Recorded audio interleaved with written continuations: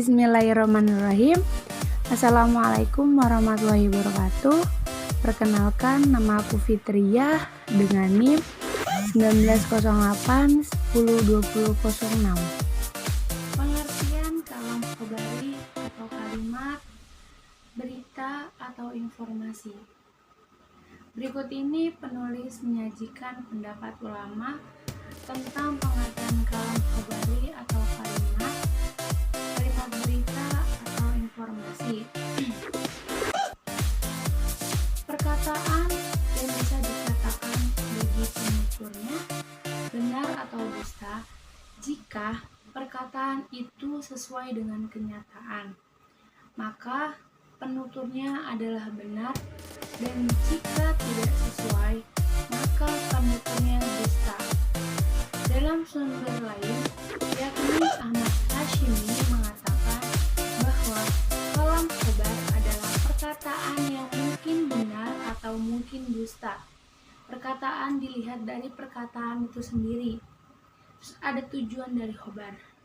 Tujuan khabar yaitu menyampaikan perkataan dalam bentuk khabar pada prinsipnya memiliki dua tujuan, yaitu memberitahu kepada orang yang diajak bicara tentang isi berikut disebut faidah al-khabar.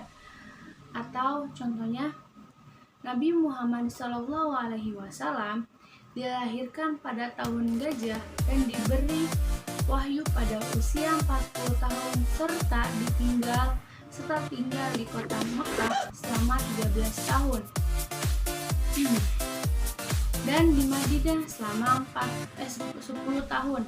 Yang B, memberitahu kepada mukhatab atau kedua orang tua yang diajak bicara bahwa mutakalim atau si pembicara atau orang yang pertama mengetahui isi berita tersebut atau lazim al-faidah. Contohnya rukun iman itu ada 6. Nah, sekarang jadi Anda belajar di YIN Channel Jati Cirebon untuk lebih memahami dua tujuan di atas berikut, yaitu bahwa ketika mukhatab atau orang kedua belum tahu isi berita yang disampaikan kepada pembicara, maka tujuan penyampaian isi berita itu disebut faidah al-khabar.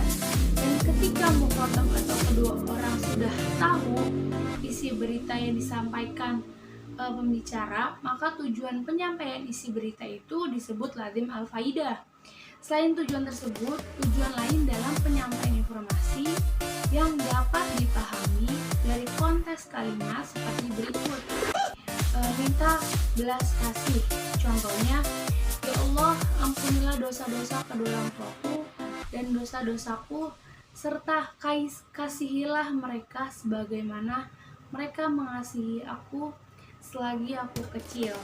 Nah, yang kedua, menampakkan kelemahan. Contohnya, ya Tuhanku, sesungguhnya tulangku telah lemah dan kepalaku pun telah beruban.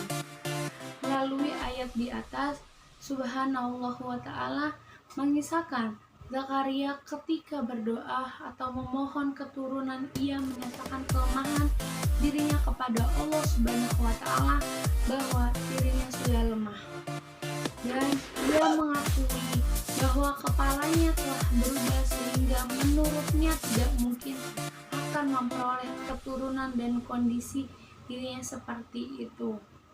Yang ketiga, menampakkan kesedihan. Contohnya, ya Tuhanku, sesungguhnya aku melahirkan seorang perempuan. Pada ayat di atas menjelaskan tentang pertanyaan istri Imron yang menunjukkan kesedihannya karena ia menginginkan anak laki-laki sedangkan ia melahirkan anak perempuan. Dengan ungkapan itu, ia sedang menampakkan kesedihannya karena realitas yang terjadi tidak sesuai dengan harapan sebelumnya. Yang keempat, membanggakan diri. Contohnya, jika ada seorang anak kami telah lepas menyusui, semua orang sombong akan tunduk atau menghormatinya. Pada syair di atas, Amr bin Kalsum membanggakan keutamaannya. Contoh lain,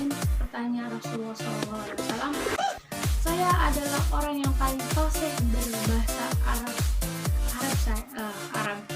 Saya juga adalah seorang keturunan Quraisy.